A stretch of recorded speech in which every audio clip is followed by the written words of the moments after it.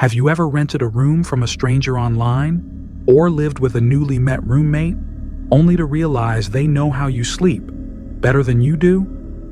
In this video, you'll hear 3 stories, seemingly ordinary at first, but the deeper they go, the colder they get. A cabin by the woods with a forbidden basement where the door is never locked, and yet something inside is always listening. A perfect roommate, too perfect, someone who knows the exact angle to photograph you while you sleep, and a man who simply refuses to leave even after you've moved to another city, locked every door, and forgotten what his voice sounds like. No one died. No one went missing. But after what happened, they were never the same again. If you're watching this video alone, late at night, check the door one more time. And don't forget to glance at the foot of your bed, because sometimes the scariest thing isn't the darkness outside. It's what got in before you locked the door. If you're ready, hit play. But don't leave the video, because the last story is why you won't sleep tonight.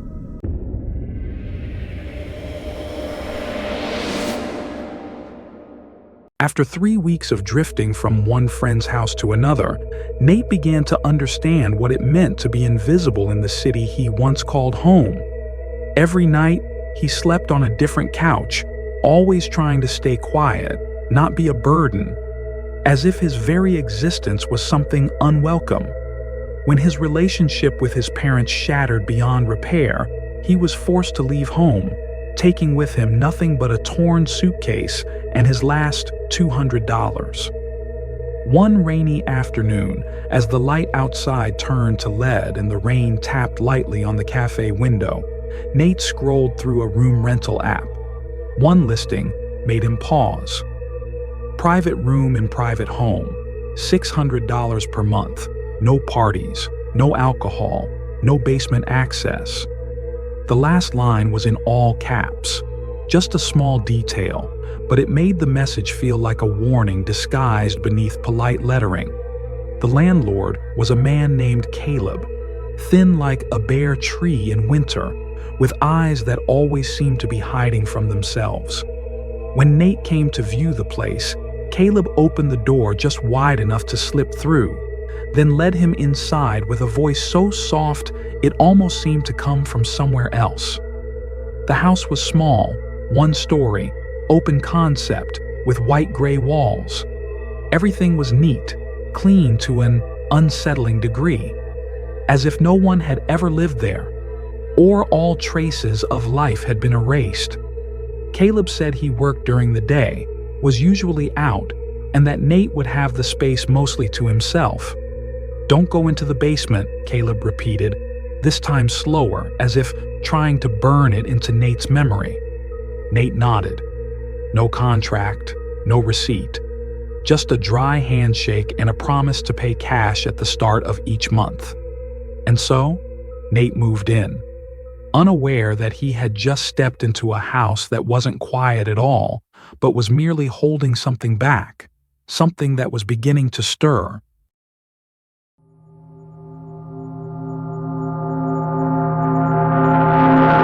At first, everything unfolded just as Caleb had promised.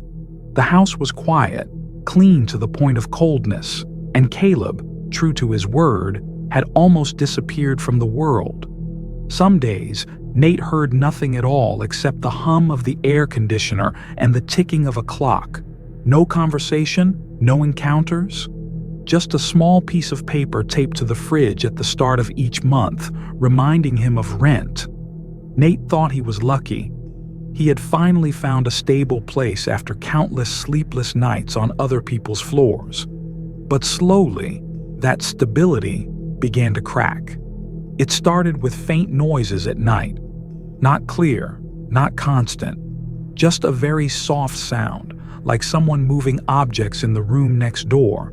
But there were only 2 people in the house, and the only room next door was the basement. The one Caleb had explicitly said never to enter. One night, Nate woke up around 2 a.m., not because of a noise, but because of Complete silence. The kind of silence you notice in the middle of a forest, when even the insects stop making sound. The kind of silence that tells you something is happening. He quietly got up to go to the bathroom, but as he stepped into the hallway, Nate froze. The basement door was open, not wide open, just enough for a faint yellow light to seep through. A dull, old light, the kind that comes from outdated round bulbs, and it flickered in an unnatural rhythm. Nate looked down the stairs where they vanished into the earth like the throat of some sleeping creature. Then, Caleb appeared at the bottom of the stairs. He stood still, said nothing, just looked up with an empty gaze. And in that moment, Nate realized something wasn't right about Caleb. Not the eyes, not the expression, but the way his body was standing, stiff, almost motionless, as if he weren't truly there, like a puppet hung up on the wrong strings. "Close the door," Caleb said, not yelling, not angry, just softly. But there was something in that voice that sent a chill down Nate's spine. He quickly obeyed, returned to his room, closed the door, locked it. That night, Nate didn't sleep a wink, not out of fear, but because of something stranger than fear, curiosity. He started noticing things. That Caleb, who claimed to work all day, was always home. That the fridge never got fuller, even though Nate had never seen Caleb go grocery shopping. That once night fell, the footsteps in the house outnumbered the people living in it. There were things Nate couldn't explain, but deep down, he knew one thing. This house wasn't quiet. It was simply listening.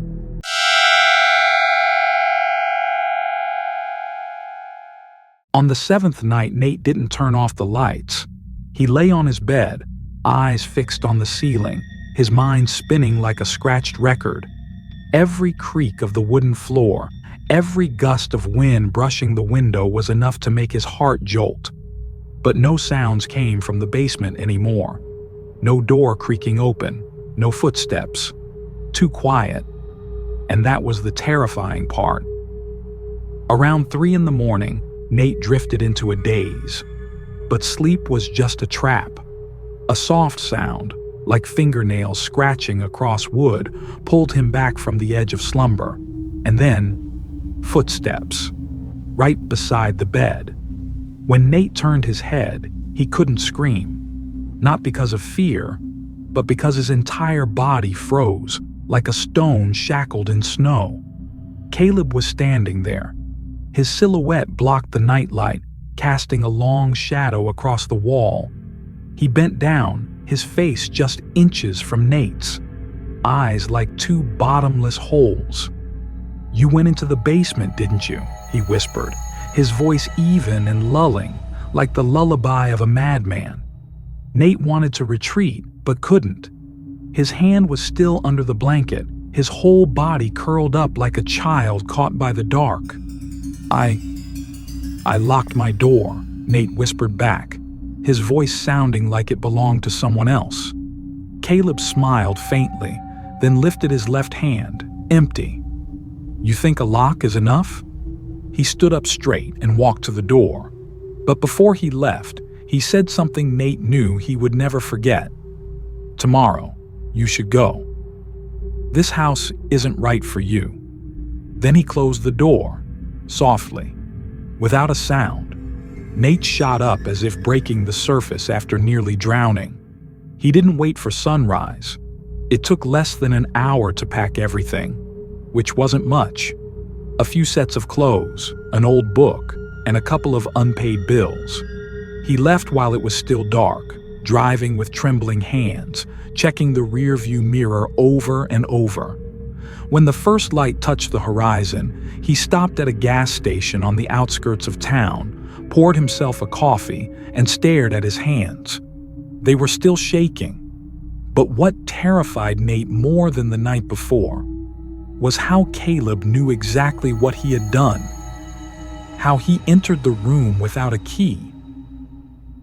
And most of all, the feeling that Caleb wasn't angry. He was just disappointed.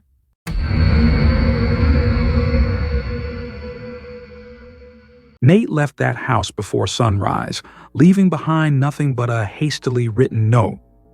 "I'm not staying. Don't contact me." No one replied. Caleb didn't call, didn't email, didn't show up. And yet, a few nights later, as Nate curled up in an old coat, sleeping in his car in a supermarket parking lot, the footsteps still followed him. Not real, but not exactly imagined either. Like a memory, not of the mind, but of the skin. In the days that followed, he moved back in with his parents, settling for the awkward silence, the unspoken stares. Everything seemed normal. Too normal. Until one night, as Nate was washing his hands in the bathroom, he sensed that smell. Dampness. Rot. The scent of rusted metal blended with the breath of decaying flesh. Not strong, not obvious, just faint, like a nightmare's whisper. And then, when he looked up at the mirror, something had just slipped out of the frame. A back, a pair of shoulders. Unclear. But there had been something there. Nate emptied his savings and moved to another town. Told no one. Took nothing but his phone and a cloth bag of clothes. He thought that would be enough to escape. The first night in his new apartment, Nate couldn't sleep. The room was clean, bright, and quiet. No creaking sounds, no basement, no Caleb. And then, at exactly 2:37 a.m., he heard knocking. Not loud, not rushed. Just 3 soft knocks, coming from somewhere behind the bedroom wall. He sat up, listened. No more sounds. Probably a neighbor, or the plumbing, or his imagination. Nate lay back down, pulled the blanket up to his neck. But in the haze between sleep and waking, he thought he heard a sentence. Not quite a voice, not really words. Just a cold breath brushing past his ear, whispering, "You think you're gone?" The next morning, Nate inspected the entire apartment. Nothing out of place. Just one small detail made him pause. The doormat, which he had placed parallel to the tile edge the night before, was now slightly askew, tilted just a bit, as if someone had stood there for a long time, very still. He straightened it, said nothing, and kept on living. But sometimes, in the middle of the night, Nate still opens his eyes and looks toward the door, not because he's afraid, but because he's sure it will open again. The question is no longer when, but whether he'll have the courage to walk through when it calls his name one more time.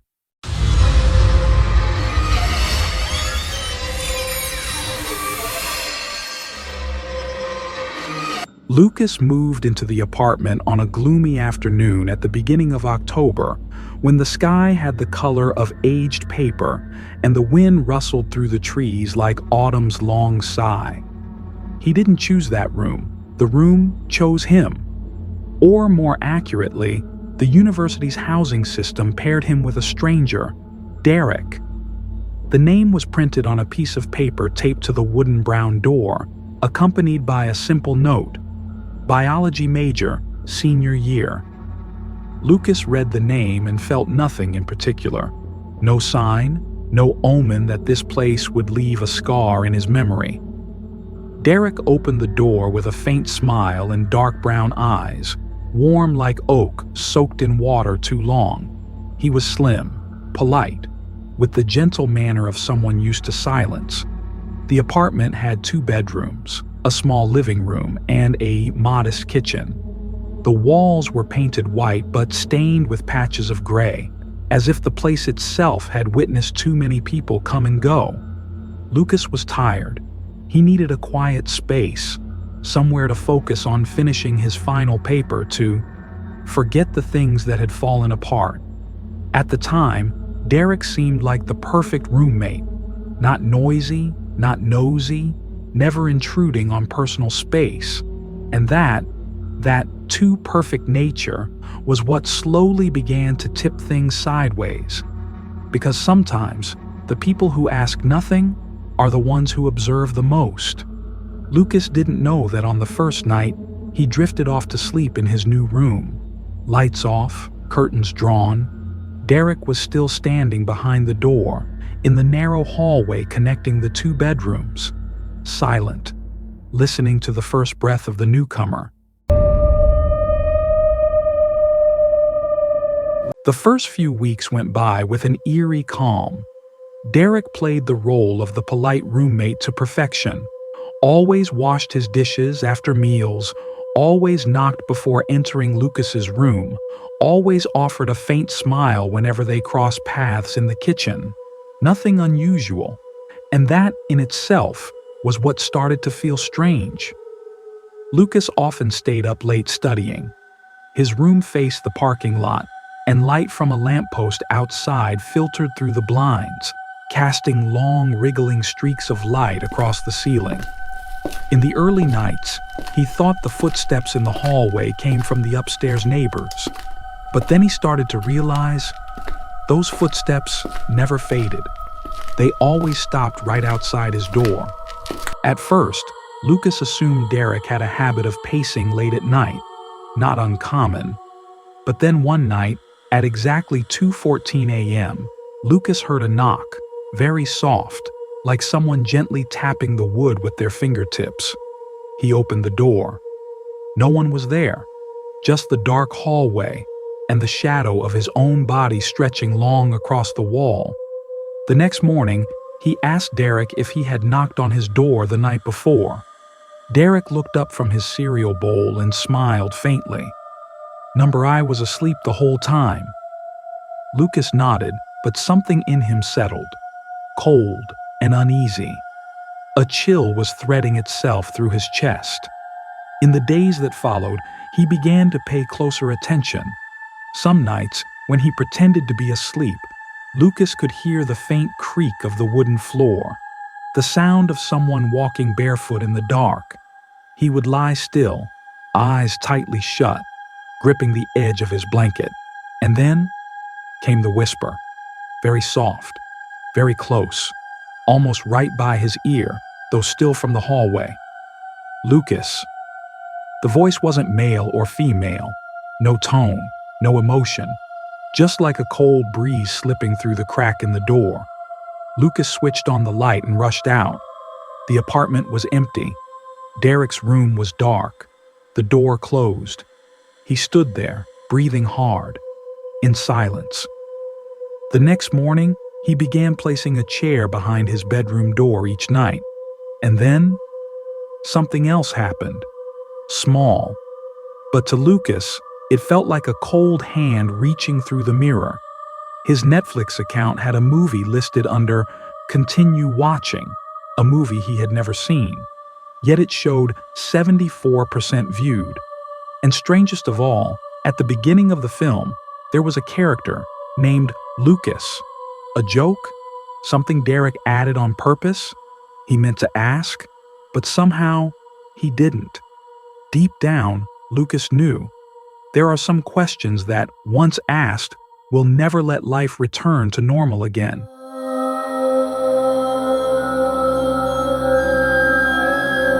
Lucas began to live in a state of constant alert.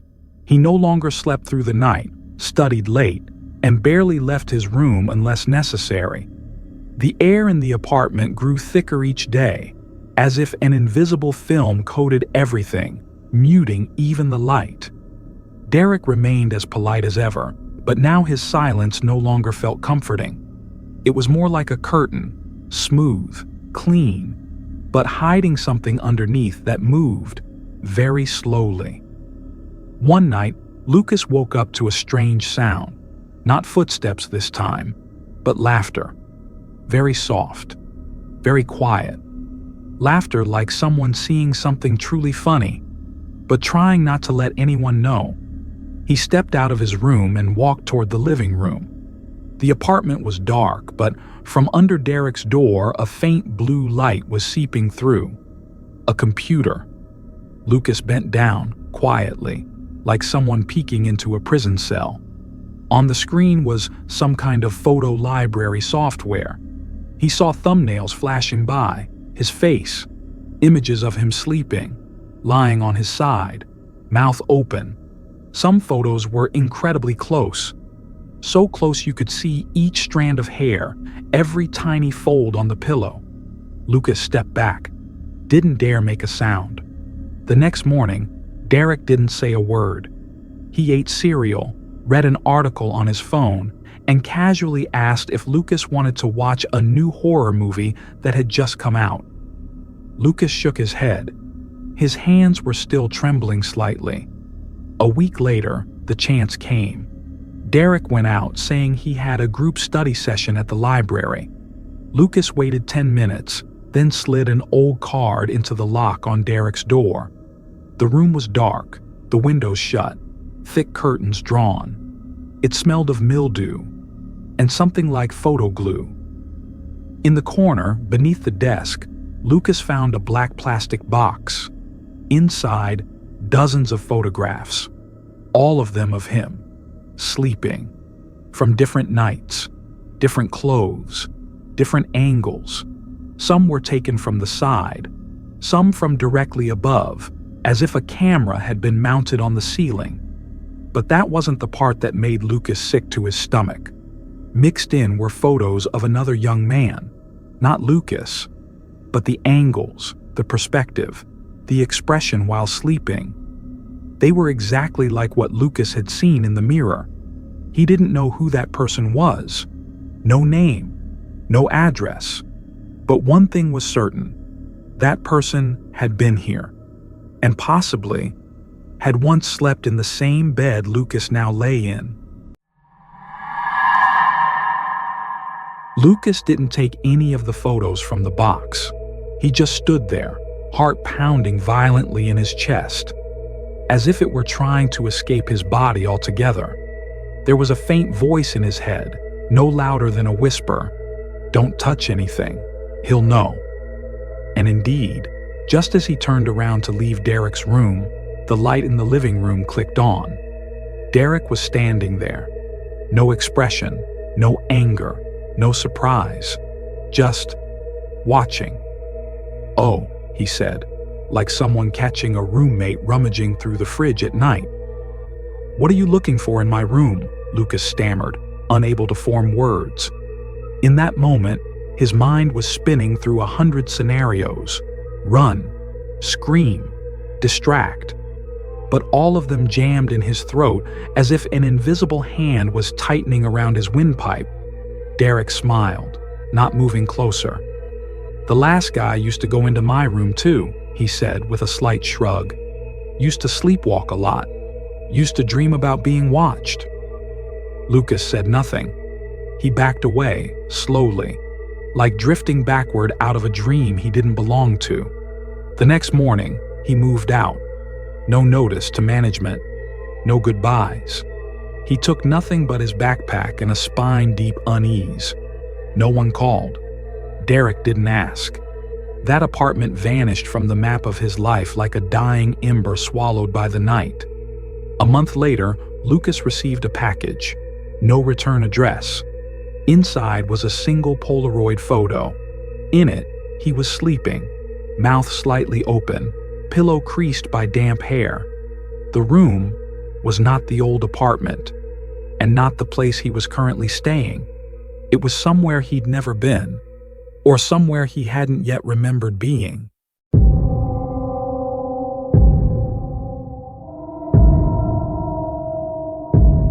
Mira arrived in Raven Hollow on an afternoon as gray as crumpled paper.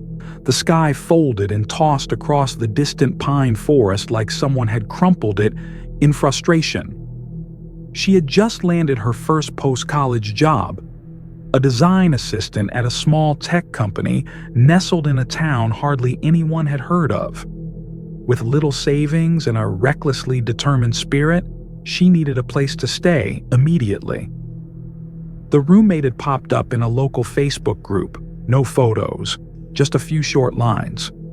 Private room in cabin near forest. Cheap. Quiet. Female preferred. Contact. Graham. She messaged, not expecting much. But Graham replied almost instantly.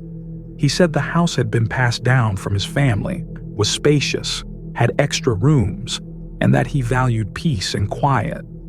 His voice over the phone was warm and low, occasionally drifting off like someone lost in a distant memory. Graham met her on the porch the next day. He was shorter than she expected, mid-30s maybe, ash-colored hair, and eyes so pale they almost lacked pupils. The way he spoke made Mira feel safe, or at least not threatened. And sometimes, in moments of desperation, that alone is enough to make someone trust. The cabin sat halfway up the forested slope, weathered gray by rain and time. Mira's room was small but clean, with a window overlooking the pines. There was just one thing that made her hesitate. The door lock was an old twist knob, no key. She asked, "Can it be changed?" Graham smiled. "Nothing's ever locked out here. People don't do bad things here." Mira gave a small laugh, saying nothing. But in that moment, something tiny, like a single drop of cold water down her neck, slid along her spine.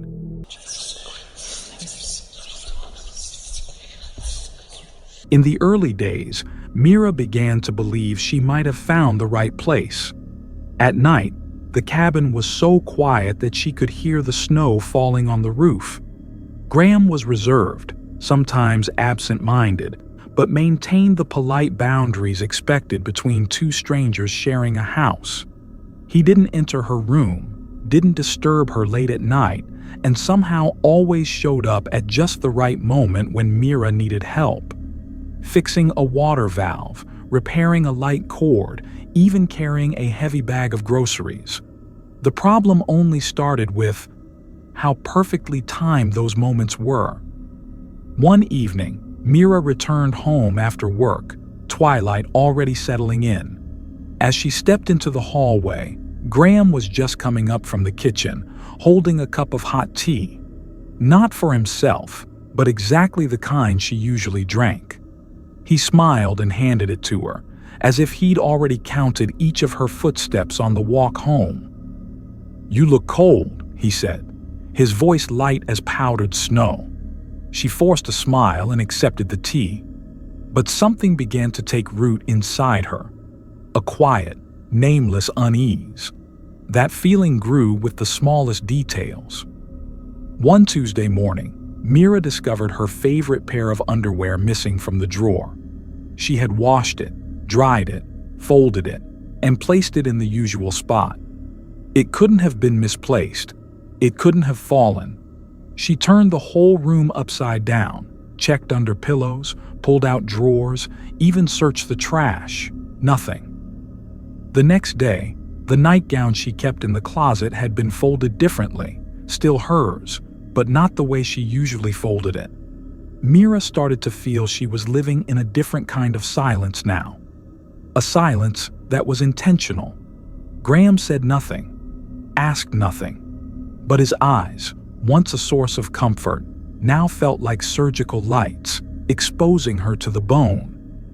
She decided to buy a new door lock, a keyed doorknob set she could install herself in under 30 minutes. One afternoon, while Graham was out, Mira replaced the lock with her own hands, tightening each screw with sweat-soaked palms. That night, she slept a little better. No dreams, no creaking floorboards, no sense of someone standing outside her door. At least until 1:28 a.m., Mira jolted awake. There was a knock, 3 soft taps, then a voice. "Mira?" "Graham." His voice wasn't loud, wasn't angry. It was sweet, like poisoned honey. She held her breath, didn't reply, didn't move. Outside, the voice continued. "Why'd you lock the door? Don't you trust me?" Moments later, the footsteps retreated, soft and slow. But Mira didn't sleep again that night, because in the silence that followed, she heard breathing. right at the crack beneath the door.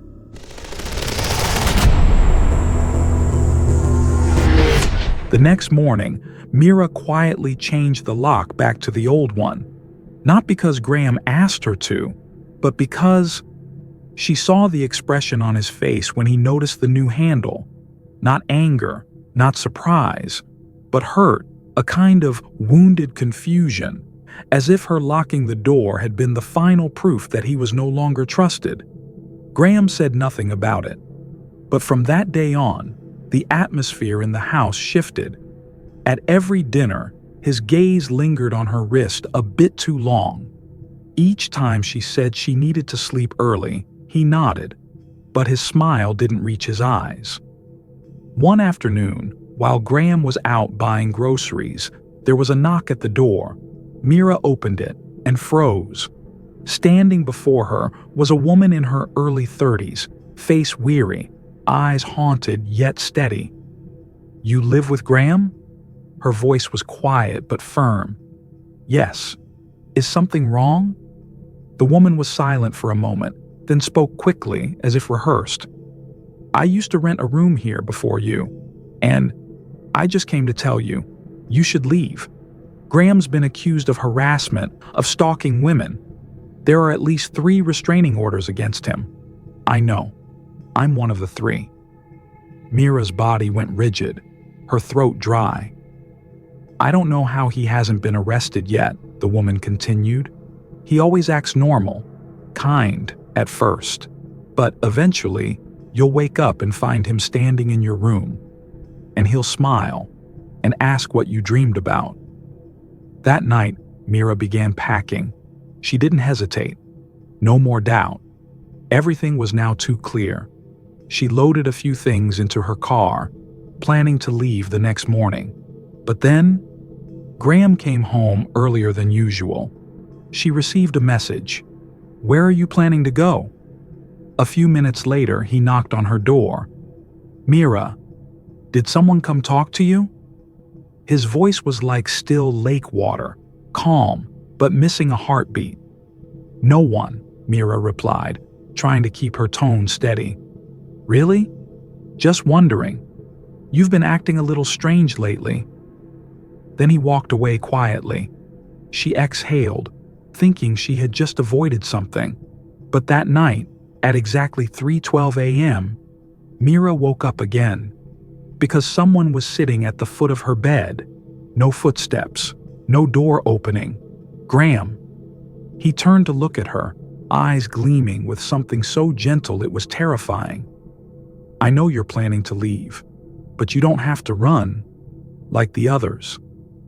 Mira pressed herself against the wall. "Don't be scared," he whispered.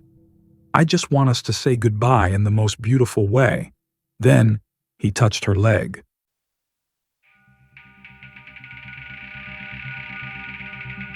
Mira didn't scream, not because she didn't want to, but because the moment Graham touched her leg, that silent kind of fear flooded her lungs like ice water. She kicked him hard, broke free from the bed, and bolted for the door, her heart pounding like a trapped mouse inside her chest. Graham didn't chase, didn't call out. He just sat there, watching her flee with a distant gaze, as if this were only a dream he'd had many times before. Mira ran out onto the road and dialed 911 with trembling hands. The police arrived within 15 minutes. But during those 15 minutes, she stood in the cold night air, surrounded by wind rushing through the forest, wondering whether she was still sane. Graham was escorted from the house. He denied everything, from entering her room to laying a hand on her. "I just saw her door open," he said. "I was worried about her." The police found no concrete evidence, no cameras, no clear trace. But in the end, under the weight of Mira's statement and another woman's, Graham was forced to leave town. Mira moved out the following week. A new city, a new apartment, sturdy locks, no strangers. Everything seemed to be over. But one night, when she opened her mailbox, there was a small package, no return address. Inside was a key, old, scratched. On the metal, traces of worn silver paint still clung. Tucked beside it was a blank piece of paper, just one line written in water-smudged ink. I couldn't get in that night, but I still remember the smell of your hair. You've just heard 3 stories. No one went missing. No one died. But none of them were ever the same after what happened. If you're watching this video late at night, take a look around your room. Listen closely. Do you hear any breathing that doesn't belong to you? If you enjoy chilling stories like these, fragile slices between the ordinary and the uneasy, make sure to subscribe so you don't miss a new video every day. Like this video if you've ever felt a shiver down your spine, and comment below, when was the last time you felt like someone was watching you? Who knows? Your story might just be the next video. See you again in the sleepless nights to come.